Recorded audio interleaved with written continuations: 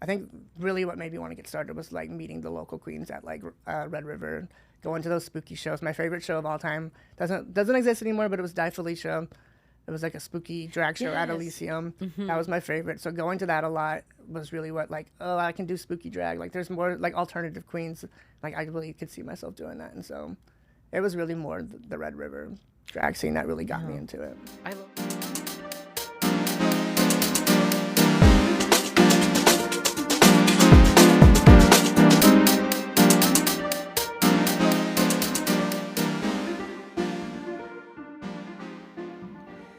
Hey guys, welcome back. My name is Justin Dallas. I hope you are doing great today. This is Inherently Gay Podcast. I'm excited that you are joining us today. I'm your host, Justin Dallas. And today I'm super excited, y'all. We have the winner of Red River Rain Cycle 1, Luna Knight. Thanks for having me. How are you doing? I'm good. How are you? I'm doing good. I'm excited. It's getting warm in Austin, so thank you for coming in all of the I know. dragoons. I feel like I was like melting on the way I picking know you it's up. getting warm out here. But how's everything going? How is the drag life right now in Austin? There's lots of new shows popping up. There is Big Tits, Bigger Dreams, which is for younger new queens that haven't really gotten the ropes yet. And so there's been kind of a shift in the drag culture, lots of new queens. And it's been really fun to see all these new people showing up and bringing cool drag. Nice. I guess yeah, I went out last Friday, so I've been going to the Drag Race viewing parties, specifically at Oil Can Harry's.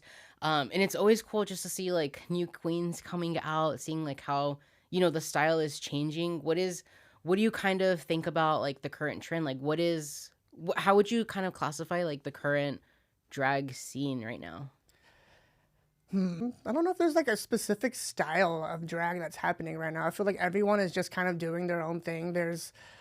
I don't know. There used to be there's like the Red River drag, which is more like artistic, theatrical, Mhm. a little more alternative, and then there's the 4th Street drag, which is like more pop, like pop culture, bubblegum type Mhm. drag. But now I don't feel like that's really that thing anymore. I feel like it's really just like a really mixed up groups of people that it's not so much like black and white anymore. I love it. There's peace in Grow World. Mm-hmm. No, yeah, same. Like I was always drawn to like that Red River drag like at Mm-hmm. Elysium, which is like an alternative bar in Austin. Right. Like I would love going to like the Halloween pageants and the Mm-hmm. balls and Mm-hmm. seeing just seeing people's like creative outbursts. Like I went to a small university here in Austin, St. Edwards, and Mm-hmm. I feel like a lot of my friends did alternative drag. So Right. I started going out supporting them and then just became like a big fan of like art and then like the music that I loved listening to. Like I loved Right. seeing them like perform. Yeah, that's kind of how I got my start in drag too. I've been doing drag for about 5 years, and the first queen I met in Austin, her name was Ruby Knight, and that's kind of how I chose my name. My actual last name is Knight, but she was the first drag queen I met, and she kind of introduced me to other drag queens. I got to know Louisiana Purchase, and she's like the queen of Red River basically, and so she kind of took me under her wing as well. So I have two drag mothers in a sense. But yeah, the alternative drag queen is really like drag scene is really what got me started. Like I loved seeing like alternative spooky. Like I kind of try to go for like witchy spooky drag with what I do, but like the Red River scene is really what like sunk their teeth in and like got me in. And that's really why I really want to do that Red River Rain competition is because like Red River is where I got my start and then I won the crown. So I'm like the second queen of Red River in a sense. Oh, we love. Okay, so talk about Red River. So what is that like competition like comprised of? So it was 2 seasons. They've been 2 cycles so far. It was about I think I want to say like 8 nights of different drag. So it would be like they had a theme every night, and there was 2 parts of the competition. It would be like the concept that you bring, and then there'd be like a little mini challenge. And so they did like a makeover challenge. They did a celebrity impersonation challenge, just stuff like you would see on Drag Race. Hmm. So it was like really really fun, but it was really intense because it was every 2 weeks and had to bring a new look every single time. So it was fun but challenging. I don't think I'd ever want to do a competition again. I love that. Well, you look amazing. I wanted to Thank ask you you. like where do you get your inspiration from? Like when you think of, where you pull from, like Hmm. who are some like people or ideas or inspirations? So when I first started drag, I always told myself that like my two big like inspirations were Florence and the Machine was one of the biggest ones, and then Stevie Nicks. So I love like witchy, alternative, spooky type drag. Shut up. I love that. So like like I grew up with my mom as a single mom, and like her number one icon was Stevie Nicks. Hmm. So as I like got through like high school and everything like that, like I fell in love with Florence and the Machine. Hmm. And I always tell her, I'm like, she's like my generation's like Right. Stevie Nicks. Yeah, Like sort of. I love her. What is your favorite song by Florence? Florence. I don't know. I really loved her new album a lot, Dance Fever. But if I had to like choose one song, it would probably be Cosmic Love.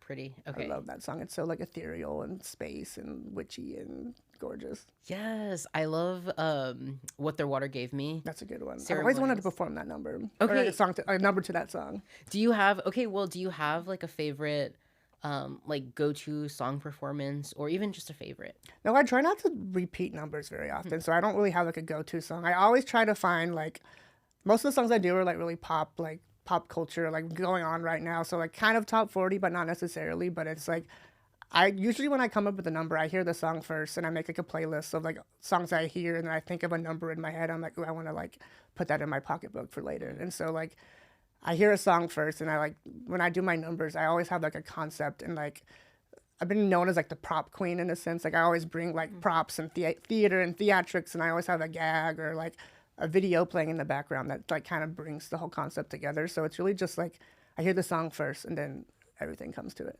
Ooh, okay, so a classic diva. We don't repeat numbers over here. Well, I have a couple times, but I don't do it very often. Okay, so like that was kind of like something that I was wondering is like if I go to a Luna Night show, like what is an audience gonna expect? Well, I'm not really much of a dancing queen, so you won't see a ton of dancing, but you will see like I always tell a story like with my performances. So there's like a beginning, a middle, and an end in a sense. There's always going to be a prop or two. I'm always going to come into the audience, maybe have a gift or something to throw out, or there's going to be something that's going to like catch your eye. Gotcha. Okay. Nice. And then we were talking a little bit about like how there's so many drag queens in Austin or like honestly like all over the world. There is like a huge saturation and sometimes like I'm sure you feel it. There's always a show going on or a drag brunch or a performance. How did you kind of get your start in drag? Like was it a Halloween thing or like how like what kind of made you decide like, ooh, I want to try this? So Louisiana hosts a show every year called Butch Queen, and it's about bringing someone into drag that hasn't done drag before, and they get paired with a local queen who hasn't or has like like has been around for a while, and they become like your mother for the competition. And so they help you like get in the drag. They give you their makeup. They put you in face.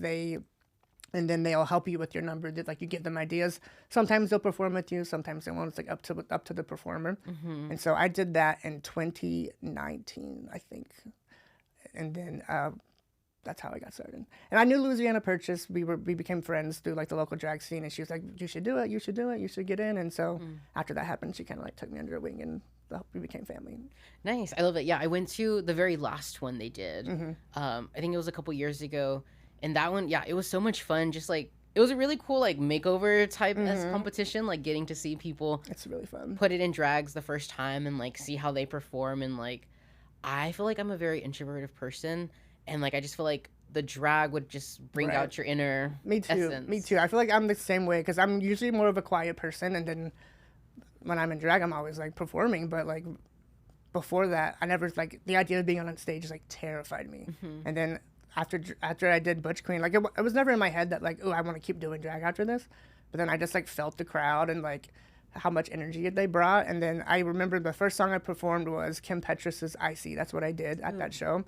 And I had like I froze a heart inside of like a pitcher of water, and I like brought the glass out, and then I like smashed it with a hammer, and the heart like flew out, and like this ice went everywhere. And I like somebody posted on their Instagram story, tagged Kim Petras, and then Kim Petras saw it and like put it on her story. What? And I was like, well, damn, my first time in drag, I'm getting noticed by like my idols. So I'm like, maybe I'll keep doing this.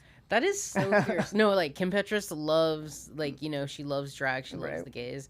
I saw that whenever she came to Austin a couple years ago, she was at Highland, DJing like Nicki Minaj and stuff. I went to that show too, and I was maybe a little bit inebriated, so I went up to her and I was like, hey, you remember putting this on your story? That was me. And she was like, oh my God, I love you. And then That was me. We see each other. We see each I know you now. No, I love that. And like, so whenever you go on stage, like I know you were saying like you're introverted, you know, as you know, as you're like out of drag persona, Hmm. do you feel like a mask or like what kind of like empowers you to, be this fierce performer? I don't know. For me, it just always comes back to the concept. Like, I just love telling a story, and just like when I'm performing, I always get nervous the day of. I'm always like tummy issues and butterflies and everything. But like, IBS. Yeah. yes, well, a little bit. Well, yes. Well, yes. But knowing that I have like the number ready, the performance, when I go back and see it afterwards, if I take a photo shoot after or whatever, just like knowing like that one little piece of story that I had in time, just like makes it all worth it. Like, I just love telling this story and having this concept and bringing everything together. And so, yeah, I'm nervous, but like, and I'm shy, but when I see it all together, it just like, people come up after the show and they give you compliments. It's always like so nice to be like, oh, like I touched somebody at least. Yeah, it's like Tinkerbell. It's like, yeah, give me more compliments. Tell me I'm amazing. Mm-hmm. No, yeah. I mean, if you're watching the video format today, like obviously, like Luna looks very stunning. Thank you, thank Looks you. amazing. But no, yeah, that's really great. And like I did drag one time. One of my friends put me in it. It was for Drag Race, like whatever season Willow Pill won. So a couple years ago. A couple years ago, yeah, 13? they were like, 14? oh, I think it was 14. But they were like, yeah, like let's put you in drag to like, surprise people or whatever. And like, I thought I was giving like Britney Spears fantasy. It was giving schoolgirl outfit. Like Everybody thinks that the first time. yeah, it was a little munch and crunch, very crunchy. But you couldn't tell me anything. I was just like, oh, I look, because as a gay boy, I'm always like putting my hair behind my like the hair I don't have behind my ears and stuff. Yeah, I was kind of the same way when I first got started, because when I'm out of drag, I always have a beard, and I just like hate not having a beard. So like when I first started, I was thinking I would be a bearded queen, and it was not pretty. It was not pretty. And so when Louisiana took me under her wing and said like she wants to be my mom, she was like, the first thing I'm gonna do is I'm gonna paint your face the right way, and we're gonna shave your beard. And ever since, like, she painted my face the first time and I saw it without a beard, I was like, well, I can't go back now. Like, it's too pretty. Yeah. And so I haven't been a bearded queen since, but I look so bad. Do you think you would do it in the future? Be a bearded queen? Yeah. No. Okay. I don't have anything against bearded queens, but it's just not for me. The glamour. Right. Okay, awesome. And how is it, I guess, having Louisiana as a drag mom? She's great. She's one of the, like, most kind, caring people in Austin drag. She's done a lot to get to where she is. She's been doing it before like Drag Race became popular. So her and the older group of queens who've been here for a while, they weren't around before it was on TV, where like every bar wanted to have a drag show, and so they had to like fight and do all these the groundwork to get us to be able to perform where we are today. And so it's really great having like an icon in the drag scene, like be your parent, because they are helping you out. They're inspiring you. She's just so nice. Everyone, like, she makes it a point to like meet everyone that she sees in the clubs, and so she's deserved where she's gotten today. And so it's really great to see that I have support from someone like that. Yeah, no, I mean, and then she also sees something in you. She sees like your talent and your potential and your like star power. She's amazing. I've seen her, but like I grew up in Austin. I'm from Austin, so like I grew up seeing her. And then my mom, like, she's very like with the gay shit. Like my brother's gay too, so like she's very, I'm a cool mom, whatever. Like she embraces it. So for her birthday, she always loves going to drag brunches and like just going to drag shows. And she fell in love with Louisiana because like she just loves her style. So like her vintage like pinup-y, sex siren type of drag, and like she loves Lana Del Rey. Wish my mom liked Lana Del Rey. Yeah, so like my mom is like my biological mom is like all about it. Like she loves Louisiana, and me and some friends, we go to a drag bingo that Louisiana does, and I didn't know she was like hosting it. Oh yeah, St. Elmo's, right? Yeah, St. Elmo's, and it's so much fun. I think like my friend is like a regular, so like I always try to like go every time I can. Nice. But that's awesome. Drag bunches are the best, though.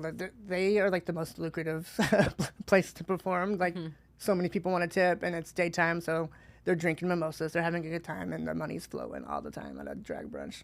I love drag brunch. Okay, so where do you perform at any drag brunches? I've performed at a few. I've done Coco Cunts at Coconut Club a couple times. I've done Louisiana has a brunch at Irene's that I've done.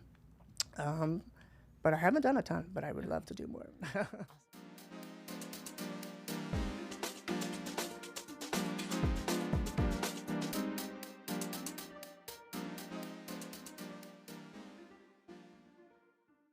so as a drag queen, obviously, like you're gonna get a lot of people. Drag is so, like you were saying, it's so popular right now. Like I think it's very in. Where in the past, like it maybe wasn't as like visible, or people Hmm. didn't want them at bars, or there was just like a lot of like even like prejudice from like even the own gay For sure, for community, sure. because like the whole mask femme like stupid idea. Um, but what is like something that you like you love and you don't love about like drag brunches? Like if I'm, someone who is straight, let's just imagine I'm straight. If someone who's going to a drag show for the first time, like what is like a to do and what is like a no no? Let's think. Well, there's always consent, right? So you always want to make sure that usually sometimes when people have been drinking, they might be like, they want to be like the center of the show. So they Hmm. might like hop onto the stage and like, you never want to do that. You never want to like touch a performer if they didn't give you permission. And just being like, knowing that, especially if you're like not a queer person and you're at a queer bar, if you're at a queer brunch, you want to know, just know your place. And it's not to sound rude, but you want to know like your place and just be mindful of the scene that you're in and being respectful to performers and our culture. So just being like behaving yourself is a good Hmm. thing. Tipping, if you're liking what you see, always make sure you're bringing your ones or your fives or your 20s Yeah. if you like what you see. And just, yeah, I would say those are the main things: consent, not getting up on stage, and not trying to make yourself the center of the attention, and bringing your money. Yeah. No, like let's say that again, like to the camera. I'm like, bring your money, bring your coins. Like drag is expensive, Hmm. and I'm pretty sure it's hot. I'm hot and I'm not even wearing like a wig and Exactly. makeup. The hair is like a hat, and it's insulated, so all your heat is going to your head, but it's coming right back down, and you're getting hot. Yeah. So if you like what you see, bring your money. And like now I see that like drag shows, they have Venmo up. Hmm. So like there's no excuse if you And don't. yeah, if you want to tip $1, we don't care on Venmo. Like that's still money. We'll take your $1 tip for sure. I'm like, we'll link the Venmo in the video. Right. How would you sell like someone coming to like a Luna night show? Like, you said like you had like projectors, or you like Hmm. the prop queen. Like tell me about that. I usually do slower numbers most of the time. So you're gonna like come for a show and like a concept. You're gonna see a story. You're going to have.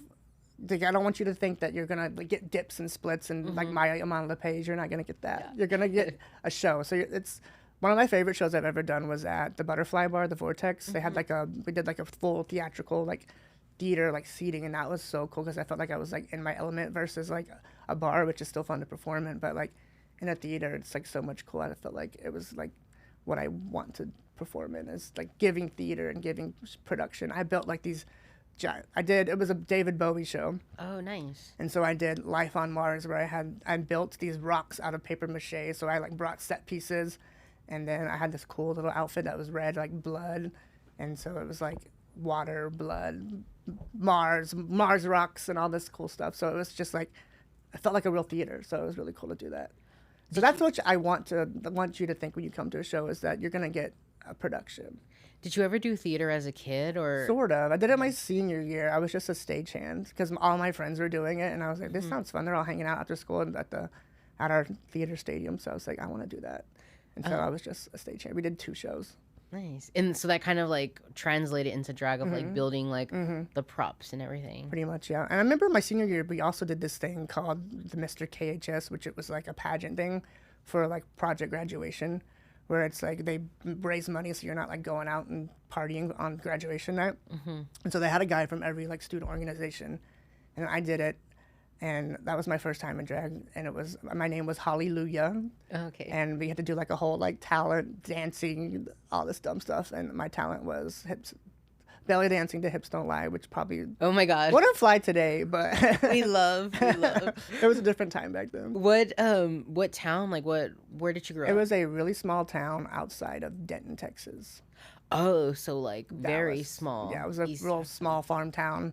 I grew up in like I had a barn. I had animals. I was in the FFA, Hmm. so I was a country kid. So how was that growing up queer? Well, I don't think I really realized I was queer until senior year of high school. I guess I think I was starting to like understand things a little bit more, but I didn't really understand because it was such a small town. There was only 100 people in my graduating class, Wow.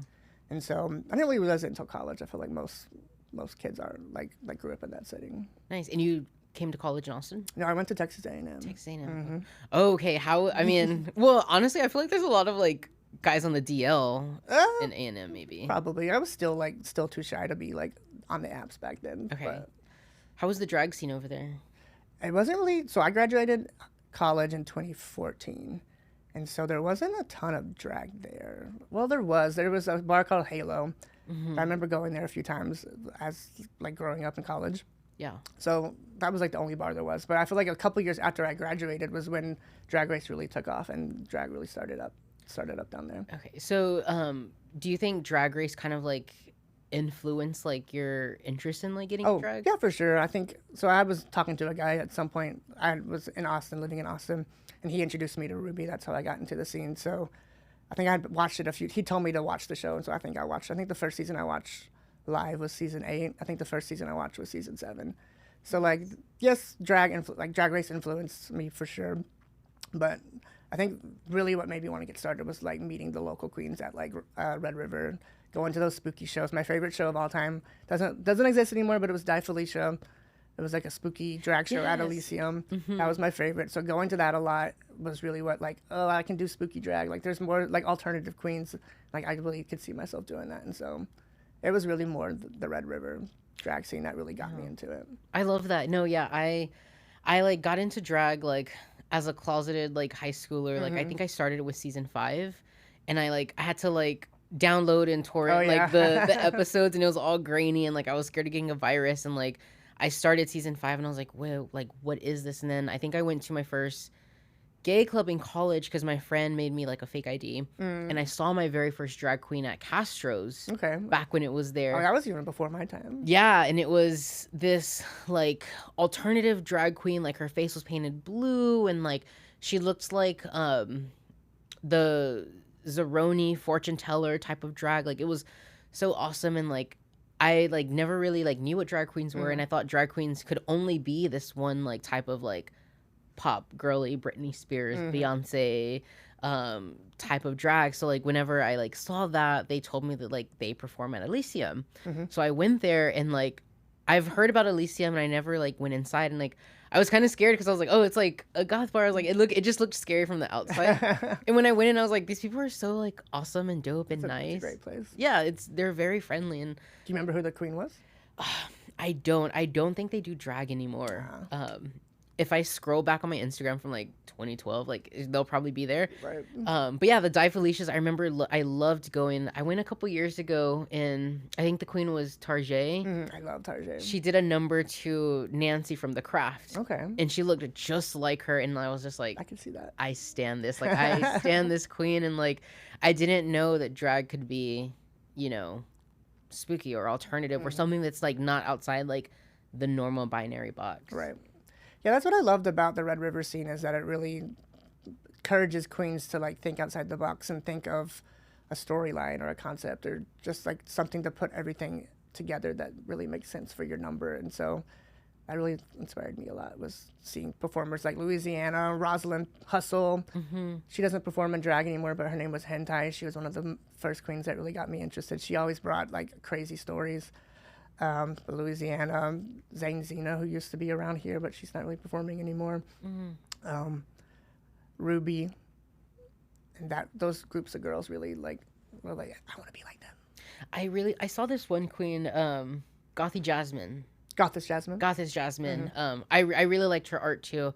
Yeah, no, I love that type of art, and I was like, I feel like if I ever did drag, like, so I was so gay in high school. I did like dance for 8 years. So I was a competitive dancer in middle school and high school. So I loved dancing, and like I'm very like grew up in like South Texas. Like I was like, I feel like Alyssa Edwards, but if I did like alternative. I love Alyssa. Because I would love to do like Florence numbers or like Poppy or like all these other different Crystal Castles, like different art that kind of like showcase like how I felt rather than like, a 5, 6, 7, 8. Right. That's what I loved about Red River too, is that you could always do a song that it doesn't have to be a top 40 song. You could do Crystal Castles, you can do Poppy, and like the crowd won't be mad at you for not bucking and flipping in depth to a theatrical performance per se. But some shows for sure would. But if you're trying to go there on a Saturday night, they want to see the flips and the kicks and at 11 midnight, whatever.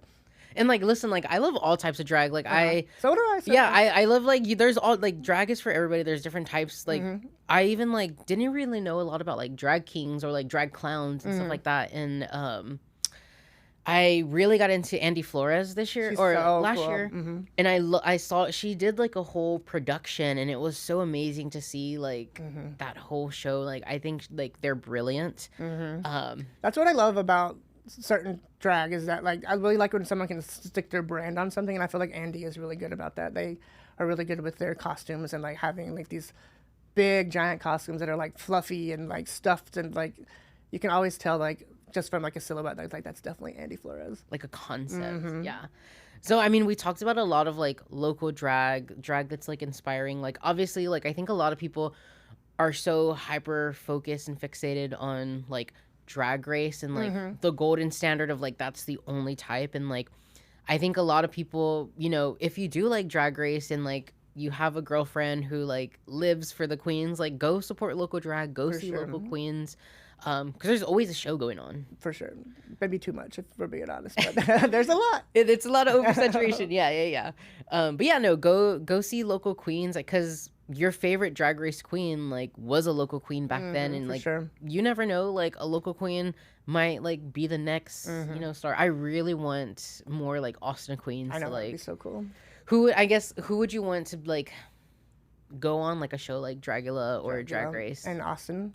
I feel like our top contenders would be, I think Goddess Jasmine is one of those people that's really taken off in Austin. I think Bridget is doing a really good job representing Austin and Austin culture and fighting for all of our like civil liberties as queer people and drag performers and trans performers as well. I think they're both really great. I think Tarjay is another really, really good. You mentioned her earlier.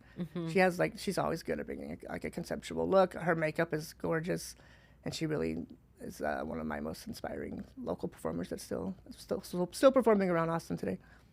Nice. Do you think that like drag queens like cycle really fast? Because like, I know we're talking about like how there was a lot of queens in Austin. Do you think like there's like a lot of like longevity, like a lot of queens like who start and then they may like not continue doing it? Yeah, for sure. Drag is hard. Like it takes a lot of money to do what we're doing. It takes a lot of like patience. You have to be a master of so many different trades. You have to be good at makeup. You have to be good at hair. You have to be good at coming up with ideas. You have to have a good fashion sense. You have to be able to walk in heels. You have to like, well, not necessarily, but those are some of the things you have to be good at. And then there can be drama. We're all performers. We are all artists.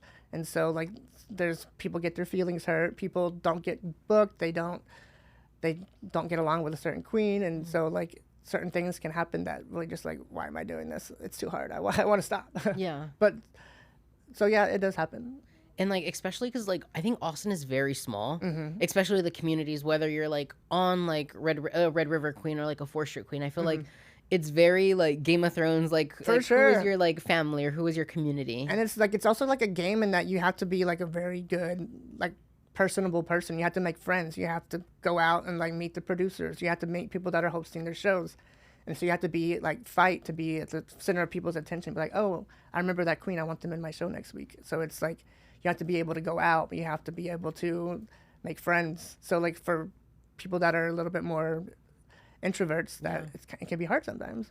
Yeah, it's giving networking. It's giving like putting myself out there. For sure. Do you feel like you've become more like extrovertive? Or like kind of like confident to an extent? I would say like my introvert friends think I'm an extrovert, but my extrovert friends think I'm an introvert. So it's like I'm like really in the middle sometimes. But even at shows, if I'm performing, like I will admit that I'm not the best at going and say hi to everyone. And that's because like if I have my group of friends that are there to see me, I want to like hang out with them. I'm not always in the back in the dressing room with the other queens because I know my friends are here to see me, and I don't want to be rude to be like, oh, like it's like a game. You have to go to your friends and your performers and the producers and the people that are doing lights and the bartenders, and just like it can be hard, especially if you're not super a social person. Nice. The generous queen. We love.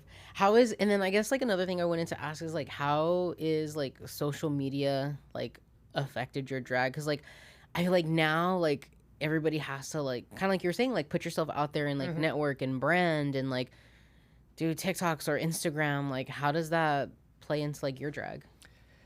Yeah, so I kind of do social media for a living outside of drag. I was a journalist for 5 years, a digital journalist. So I worked for a local news station, helping them write articles and like putting stuff on social media as well. So like I have a little bit of like I can do Photoshop, I can do like That's InDesign. awesome. So I am like really good at Photoshop, so I can like do my photos. I always like to do like a backdrop or like do a green screen moment and like edit some stuff in there to make it more like witchy or whimsical and stuff. So I love, so like another thing about, I would say earlier, like you mentioned, what was some advice you would give to people going to drag shows is record video and tag them, post it on your Instagram stories.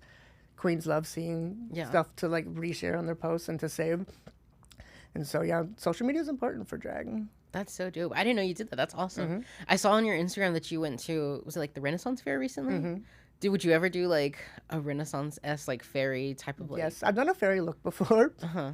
There's another show that I really want to do, and it's, have you ever heard of the Tiny Minotaur? Yes, yeah. They started to do drags recently, so I'm excited. I went there a few days ago, or right before Renfest, the week before Renfest, and we went to a show at Tiny Minotaur. And I wasn't a drag, but we all dressed up and I met one of the drag performers there, and they're like, "You should come back and do the show." And I was like, "Yes, I would love to." Okay, let me know next time. Yeah, for sure, I'll let you know.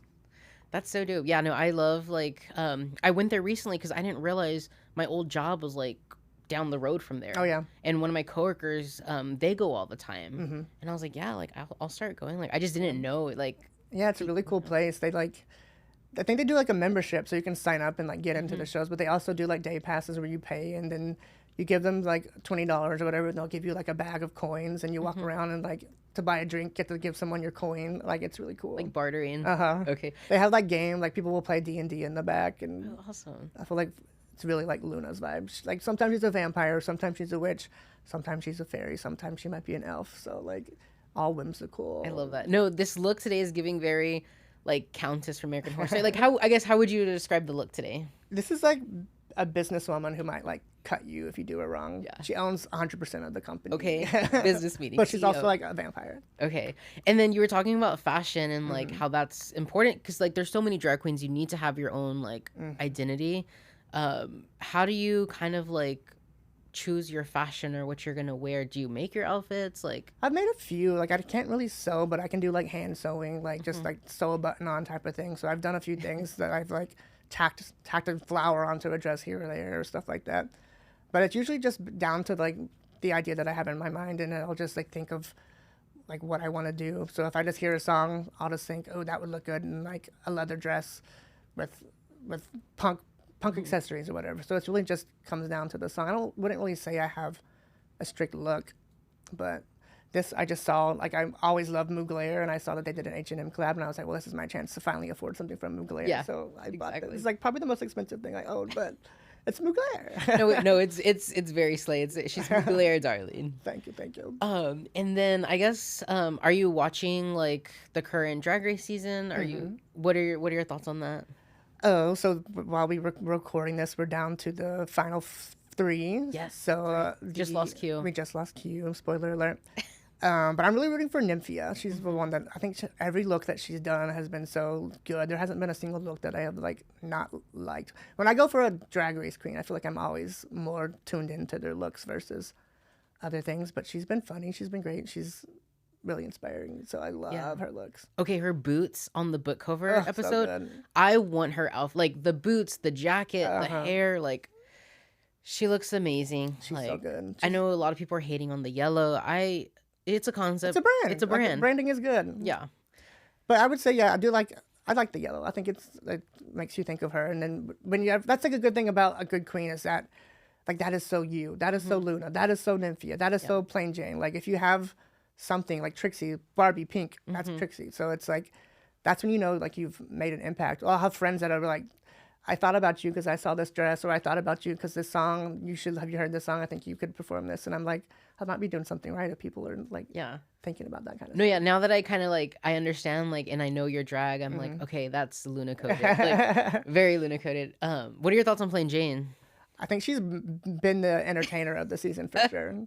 Her looks have all been good too. So like I love her. I think she's been great TV. For sure. She's like the Candy Muse of her season. And I think people were like scared to like She made me nervous at first. Be themselves. Yeah. Yeah, well, yeah, she was very like she went in for the jugular, but I was like, Mm-hmm. I kind of love it. Like the whole like kudos for spilling mama. I Mm-hmm. love it. Thanks for spilling. Thanks for Thanks, sharing. kudos, thanks for sharing. But yeah, I think that's one thing that's kind of, now that drag has become so huge, Drag Race has become so huge that we've lost some of the stuff that we loved from the earlier seasons, the shadiness and there's like a whole thing about like drag culture. It is shady. Like, I don't want to live in a drag world, but we're not allowed to like poke fun at each other. Like, it makes us grow as performers for one, and it makes things more fun to like, it's all in good fun. We're not like commenting on things to bring you down. It's more just to like, drag is supposed to be silly. It's supposed to be fun. And I feel like that's one thing that's been happening with the Austin drag culture is that there is like a whole like shift of, can we be funny versus can we be, do we need to have like a speech at every performance or like drag, it became a place like we did need protests, and like there is a place for serious drag. Like, we wouldn't be like a queer culture today without people that are like radicals and like fighting the fight. But sometimes it's fun to go back to the shadiness and the cute, like have a show that's not all serious and nuts and bolts. And Yeah. yeah, Like remember what you're fighting for. Like you're fighting for the funness, the silliness, the goofiness, the silly goofy girls. Like right. it was giving like nobody died at Stonewall. Like Very much. yeah.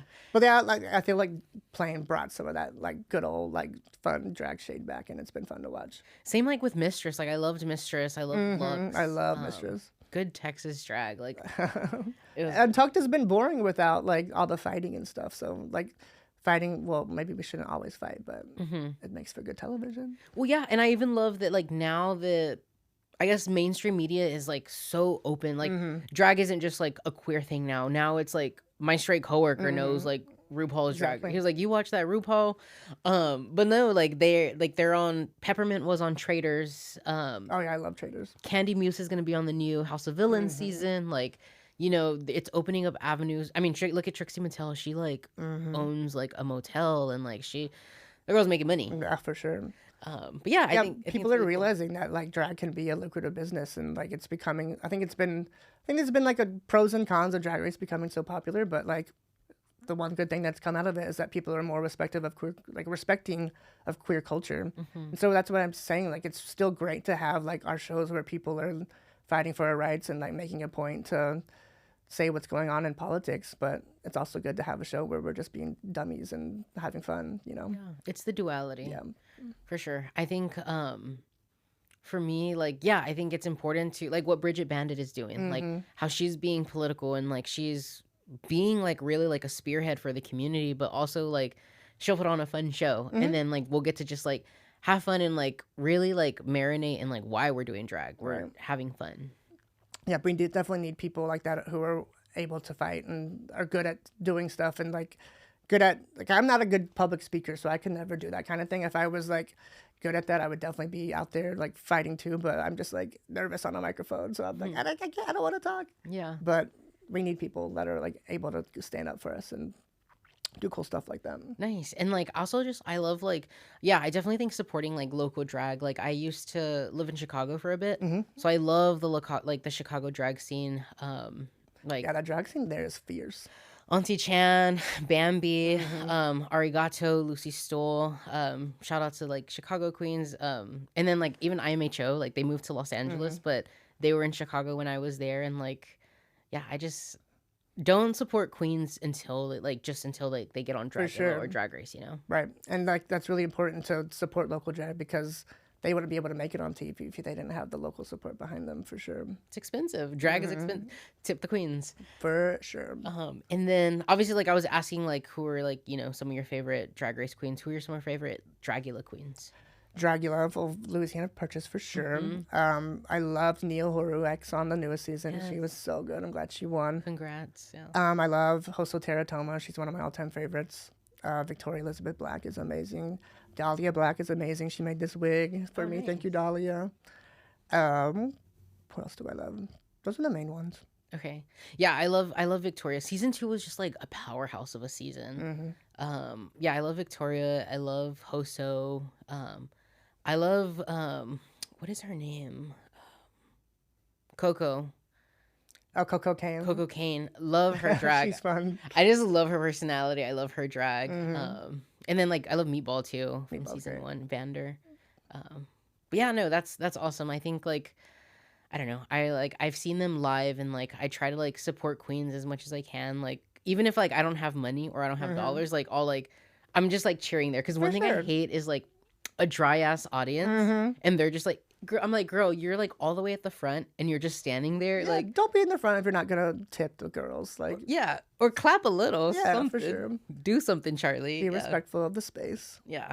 Move. But that's not to say that we don't want people there who aren't gonna tip. Like, if we like support is support, like being there, Mhm. having a good time. But if you're not gonna tip, make some noise at least. Yeah, because like there was like I was unemployed for a little bit, but like I would go and like I would pay with audio, I guess. I don't know, like with screams and claps.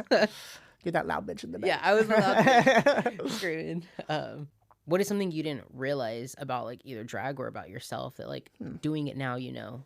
I think it really has brought me out of my shell a lot. Like, I used to be such a shy person. Like, that's what I said. Like, when we were talking about like back in college and high school, like the idea of going to a club when I was like a freshman in college was like terrifying to me. Like, people go dance, like they know how to dance, and Yeah.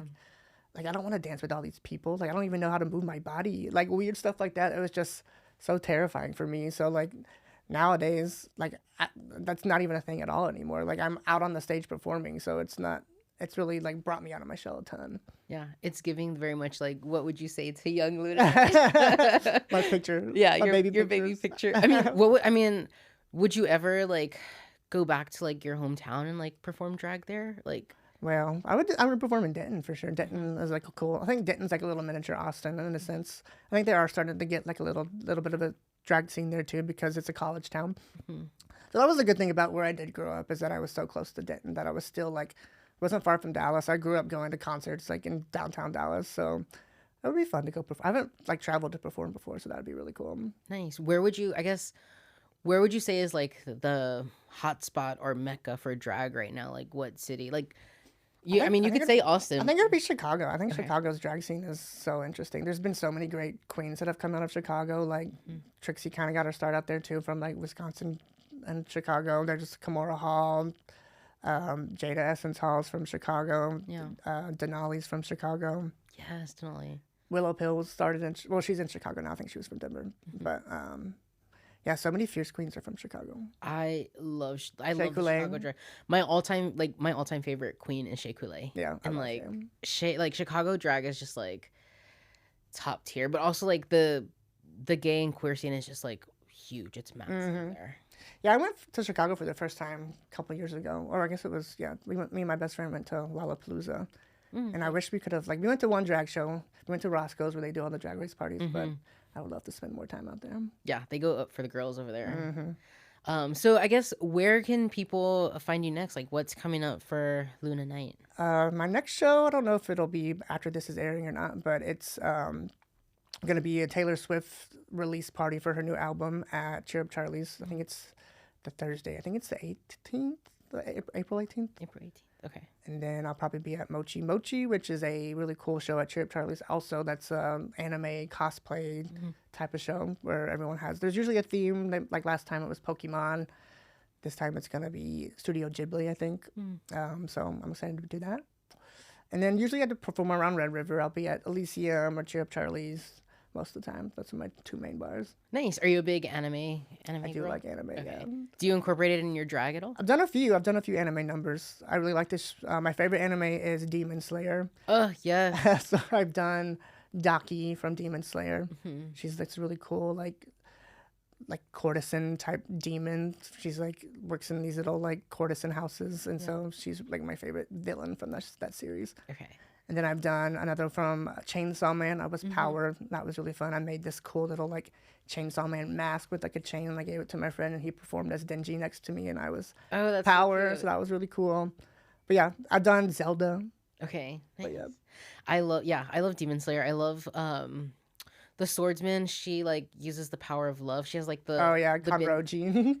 I'm like, oh, that'd be so cunty to She's have like her as a funny. drag queen. Big boobies. Yes, big boobs. Big boobs, child. Anyways. Okay, awesome. And then so yeah, if you're in Austin, you're visiting, definitely check out Luna Knight, check out her shows, follow her on Instagram, tip her Venmo. What's your Venmo? Venmo is LVNAKNIGHT. Luna Knight with a U was taken, so I put a V instead. We'll put that all in the bottom. And then before you go, like, you know, we always believe in supporting local drag. Who do you want to like shout out or give love to who's like a local Austin queen? Sure. All my favorites, my besties are Louisiana, Rosalind Hustle, Banshee Rose, Good Lucifer, Rachel Slur, who's in the other room. Shout out to her.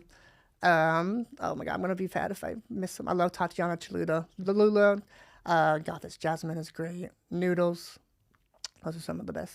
The Nice. good Judies. Banshee Rose was one of the first queens I saw at Elysium, and I fell in love with her because the first number I saw her do was a Florence number. Nice. Yeah.